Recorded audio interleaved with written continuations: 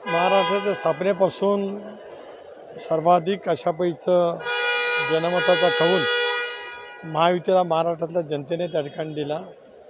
आम्हाला सर्वांना त्या गोष्टीचा निश्चितच अभिमान आहे आणि आमच्या साऱ्यांच्यावरची जबाबदारी वाढते आहे.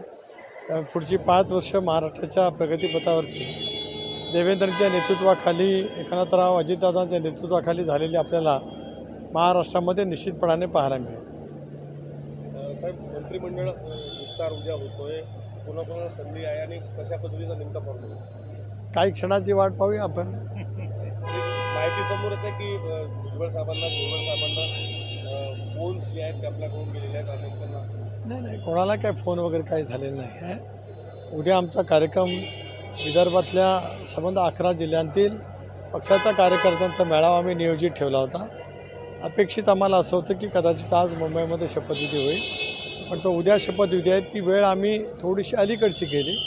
त्याच्यामुळेच उद्या संबंध विदर्भातील 11 जिल्ह्यांतील राष्ट्रवादी काँग्रेस पक्षाचे सर्व पदाधिकारी, कारण अजितदादा उपमुख्यमंत्री आज या नवीन सरकारमध्ये झाल्यावर तेही नागपूरला आपल्या उपराजधानीमध्ये येत आहेत. स्वाभाविकपणाने उद्या सगळेच महायुतीचे सर्वच आमदार दिल्लीमध्ये असतील.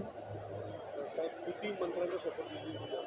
शेवटी हा माननीय मुख्यमंत्री महोदयांचा अधिकार आहे आणि मुख्यमंत्री या गोष्टीमध्ये तपशीलवार उद्या बोलतील. आणि मला असं वाटतं देवेंद्रजींनी मुख्यमंत्रीपदाची सूत्र हातामध्ये घेतल्याच्या नंतर ते पहिल्यांदा येते, त्याच्यामुळे त्यांचं उद्या अभूतपूर्व स्वागत वैदर्भीय जनता आणि नागपूरची जनता त्या ठिकाणी करणार आहे. त्यावेळेला तेच या संदर्भातली अधिकृत माहिती देतील. राष्ट्रवादीमध्ये कोणाकोणाला संधी? तेही उद्या कळेल. आमचे राष्ट्रीय अध्यक्ष पण उद्या येत आहेत. स्वाभाविकपणाने ते या विषयाच्या बाबतीमध्ये बोलतील. साहेब, संभाजीराजांनी बीडमध्ये म्हटलं होतं की संतोष देशमुखांच्या हत्या प्रकरणातल्या आरोपीला सापडेपर्यंत त्या भागातील मंत्र्यांना आमदार करू नका, असं अजितदादांना त्यांनी सांगितलं.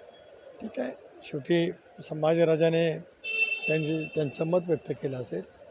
माझे काय या विषयावरती मला काय माहिती नाही. स्वाभाविकपणाने आम्ही ज्यावेळेला उद्या बसू त्यावेळेला या साऱ्या गोष्टीचा विचार करू.